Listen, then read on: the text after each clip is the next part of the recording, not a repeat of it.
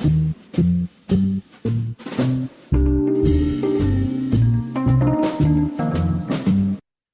to the NARUC Power Walk, our podcast where we talk about important issues to the regulatory community.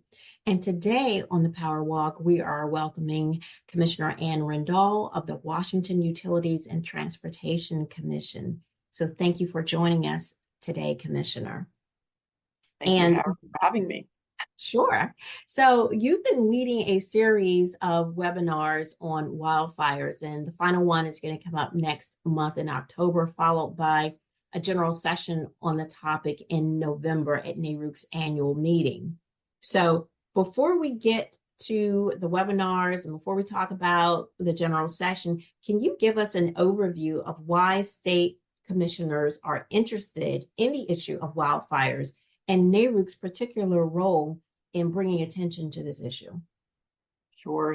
So wildfires, whether they're ignited from utility infrastructure or from natural or human causes, they're increasing, and the catastrophic impacts of wildfires to communities are increasing. And wildfires and wildfire risk are then impacting the affordability and the reliability of electric service to customers. And when electric service is disrupted, other critical utility services are also impacted: water, telecommunications, and gas service. So this is a significant issue for state commissions and for the regulatory community.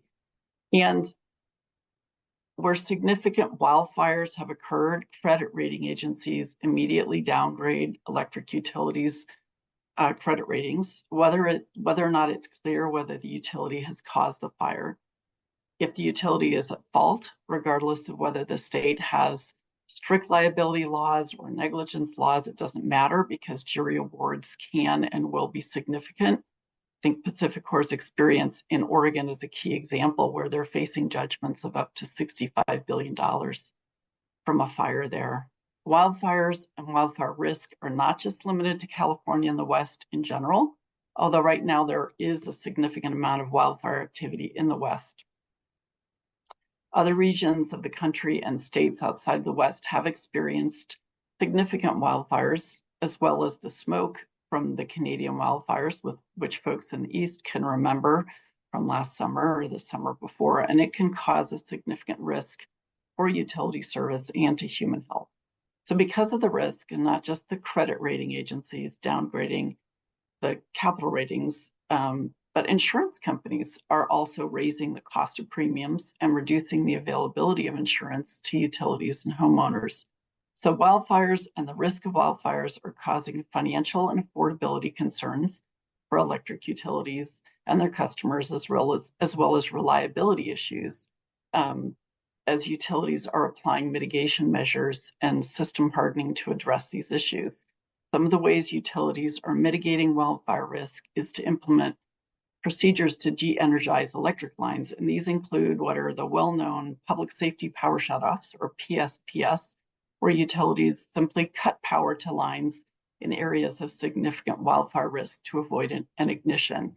And so unless these are well managed through coordination with communities and other utility providers and first responders, this can create significant issues and customer frustration. Other de-energizing events can occur due to utilities changing their settings for reclosers on lines so that they trip quickly and they don't reclose when a fault happens on the line, as well as when emergency officials and first responders request a utility to de-energize a line due to an emergency in the territory. So there's financial, affordability, and reliability impacts for utilities and customers, and that requires state commissioners to better understand these risks and to work with utilities to mitigate impacts on customers.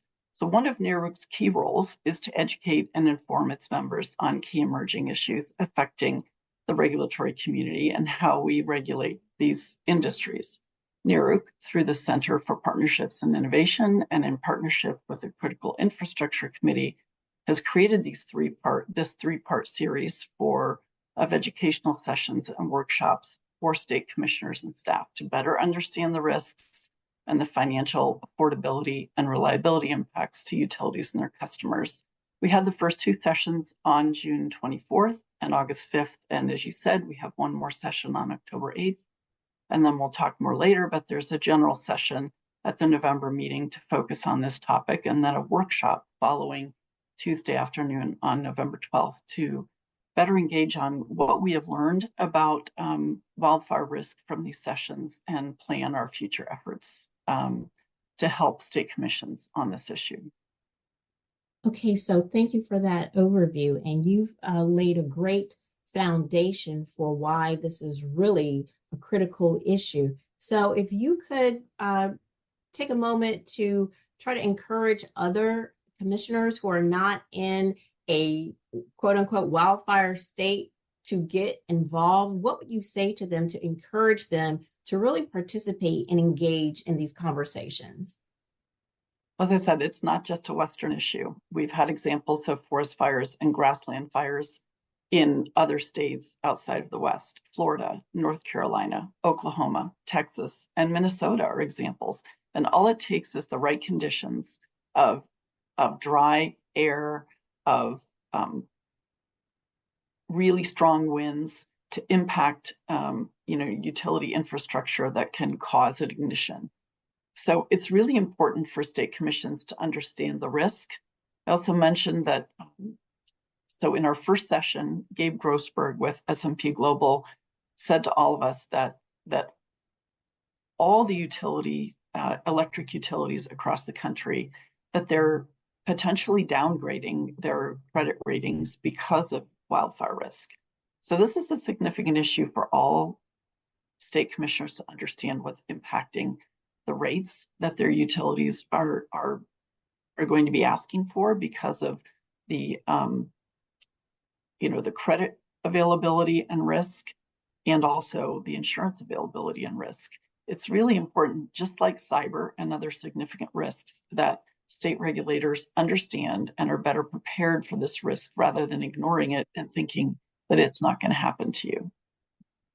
Okay, so for consumers and consumer advocates who are in these states that are affected, we understand why they are engaged in this, but other consumers, what's at stake for them? Why should they care? Well, just like state regulators who are focused on consumers and consumer rates, consumers and consumer advocates should also be interested, because this can affect every state and every utility. And even if a state hasn't experienced a wildfire, the financial impacts are likely already affecting consumers and their rates.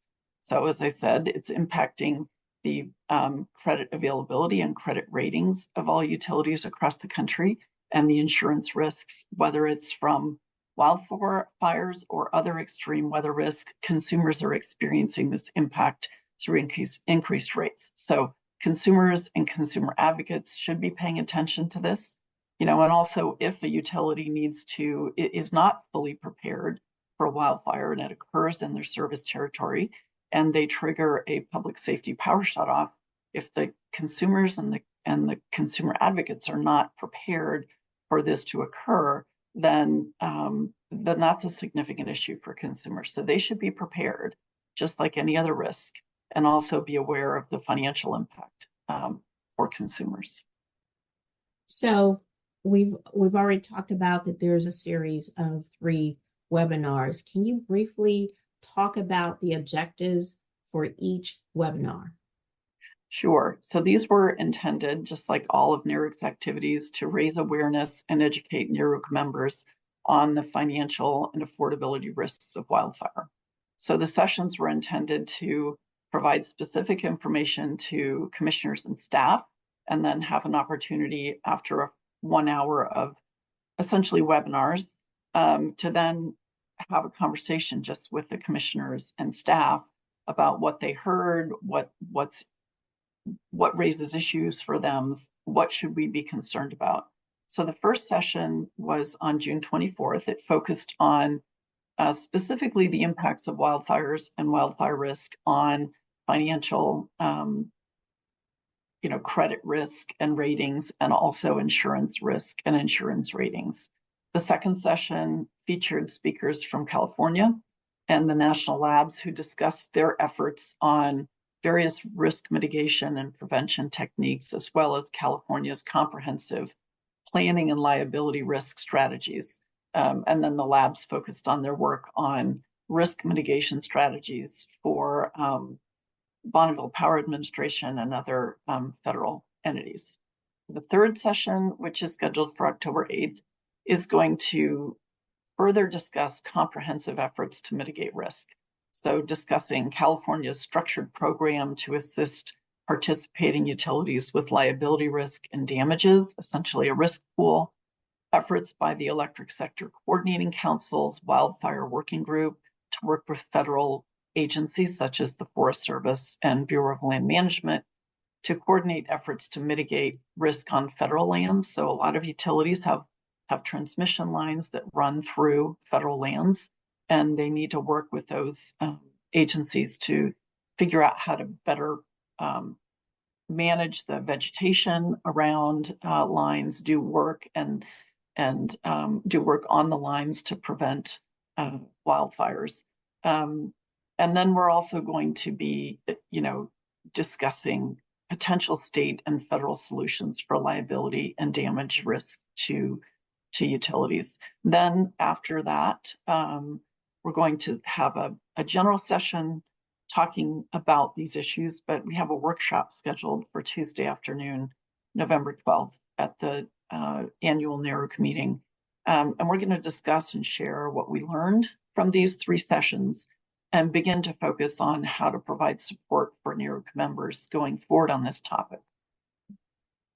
Okay, so what feedback have you gotten so far on the previous webinars? What are people saying? So we've had some very positive feedback for those states that have participated. And I have to say, mostly it's been Western commissioners, but we've had a few commissioners and staff from other states. From those states that have experienced wildfire risk, they've basically said they would have appreciated knowing about this before the wildfire had occurred. They had really helpful suggestions or topics about how they're handling it in their states, but really helpful to understand what the risks are and how it's impacting utilities generally, and how to better coordinate and prepare for events going forward. And for those utilities, for those states that haven't experienced this risk, it's been eye-opening, I think, for them to understand what other states and state commissions have been going through and learning from other states of what actions they've taken. So I think it's been a helpful start, but it has been, I think, primarily focused for commissioners from the West, but this is really something that all commissioners really need to be prepared for and understand, as I mentioned earlier. Definitely. So hopefully other commissions that haven't been engaged after they listen to the podcast and maybe listen to some of the previous recordings of the other sessions that you've had, maybe they will be convinced that they need to participate. And my next question speaks to technologies. Are you aware of or learning of new technologies to help assist with wildfire detection? You talked about mitigation strategies. Are we getting insights from industry? Yes, and this is definitely maturing over time. I want to go back just to say that each of the educational portions of the 3 regulator roundtable series, that first hour, we are recording those, and those are available just for commissioners and staff if they're interested, and they can be available through the Critical Infrastructure Committee or contacting Jody Raines at NARUC CPI. So I just want to let folks know that that is available. It's not generally available and posted, but if you're interested in watching them, just please reach out to Jody. So in terms of technology, again, this whole industry has changed and developed and is continuing to change and develop. But I think some of the key technologies that are working and continue to be developed, and there will be more technology developed as we go forward.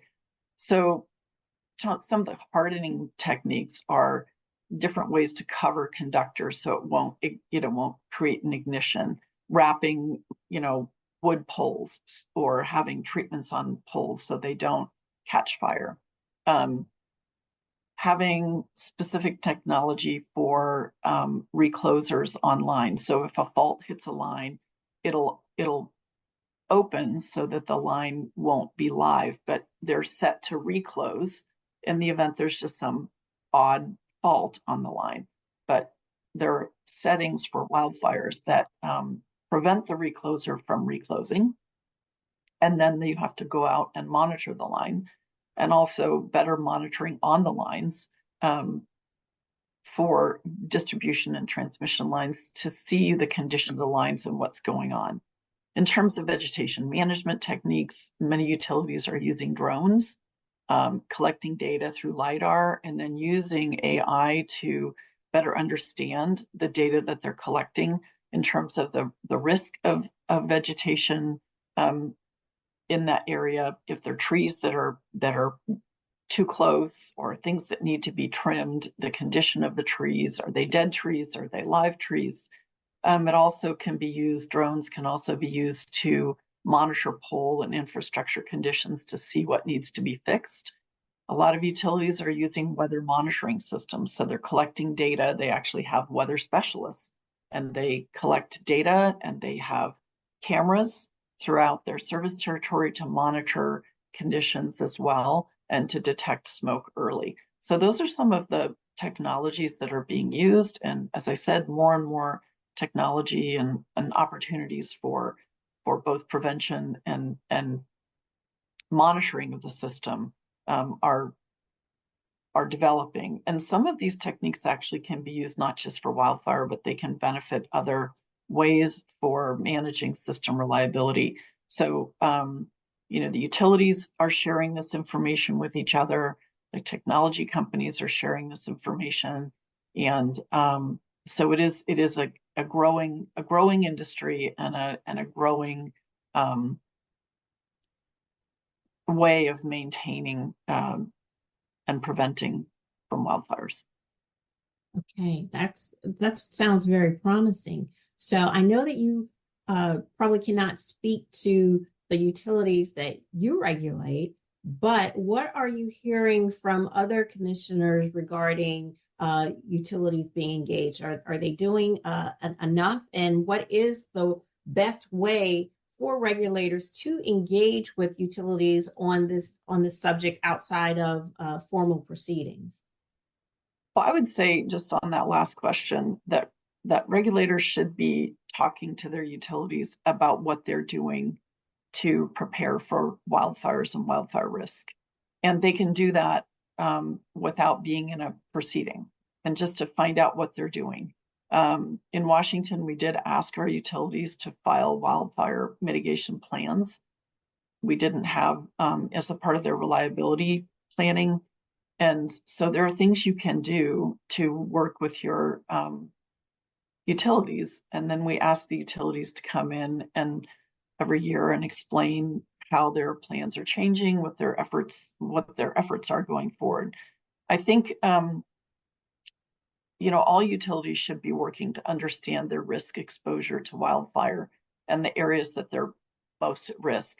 And this is just general, I think, risk prevention and risk mitigation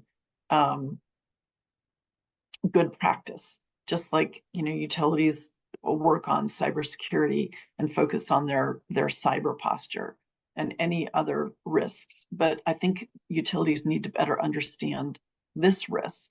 And so in terms of, are utilities doing enough?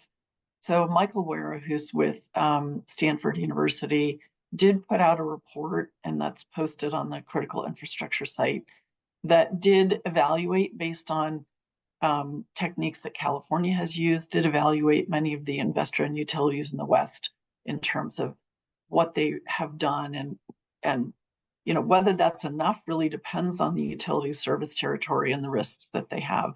But they are planning to, Michael Ware and his group are planning to expand their analysis to consumer-owned utilities in the West, but also utilities across the country, just to share what utilities are doing and what techniques are working. I would say most utilities across the country are probably not prepared for this risk, and it's something they should be focusing on. Okay. So what can we expect from the discussion on wildfires at the annual meeting in November? So there is a general session for Tuesday afternoon. We will be focusing on these risks. What are some of the comprehensive techniques that California has used? And, obviously different service territories have different experiences and different risks. So we'll have a utility CEO talking about their experience. I think Cindy Crane from Pacificor will be on that panel. We'll have a representative of the National Association of the National Rural Electric Cooperative Association. And we'll be hearing from Michael Wera, and we're hopefully having a financial specialist to talk about the financial risk. Again, to provide to the NARUC community what these risks are and what can be done to address them. And then following that general session, we'll have a workshop.